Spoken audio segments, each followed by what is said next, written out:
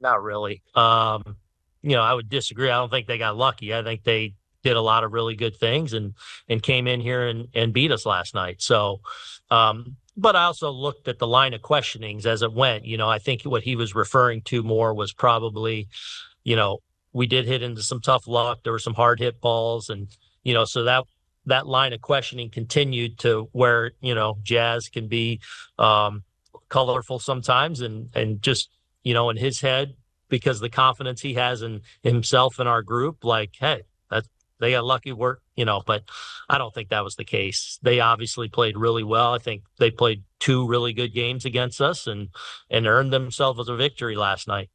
Yeah, I mean, I really go back to in my mind, I can picture him in when we were getting ready before starting the COVID season, when we were doing our second spring training up here, and he flashed all the stuff, but you saw a guy that just wasn't a refined product yet. You'd see within an at bat, you'd see, man, that was nasty, that was nasty, but then little lack of command, spray, mistake.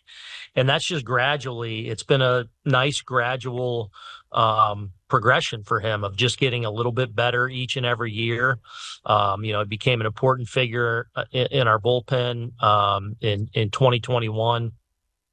Uh, or was it, yeah, 2022, you know, um, and then 2023 when he got the opportunity to go into the rotation as a full time, really after going through some lumps in that first month of the season, really had a strong season for us the rest of the way. I think tired a little bit at the back end of last year, just being at a place he'd never been innings wise, but on balance, you saw the emergence of a really good starting pitcher in this league. And then obviously coming out this year, it's gone to another level. I think the cutter has become a pitch that he's worked on over the last few years. That's become a real staple for him.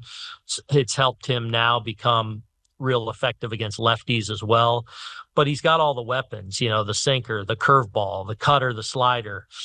He's got everything that can beat you with really good stuff. The confidence has always been there. I can picture the confidence back in the bubble in 2020, when he was still very raw, but flashing all this stuff, and there was that confidence to follow. And now you're just seeing a guy that really, I feel like he loves pitching and loves all that goes with that. So the physical preparation in the weight room, the pitch design things that they're able to do and what you can learn, and all the way to the game playing. Like he loves everything about pitching, and he's just super competitive, and it's been neat to see him just kind of get better and better each year. I'm sure you didn't think of the possibility of your two best starters getting knocked out. Have the Royals surprised you in any way? Yeah, they've done a great job, no question. I feel like they've put a lot of really good at bats against us, especially last night. Especially with Carlos getting off to such a good start. He was kind of dominant those first three innings. Stuff was great. And then, to their credit, they took advantage of some mistakes he made in the strike zone last night.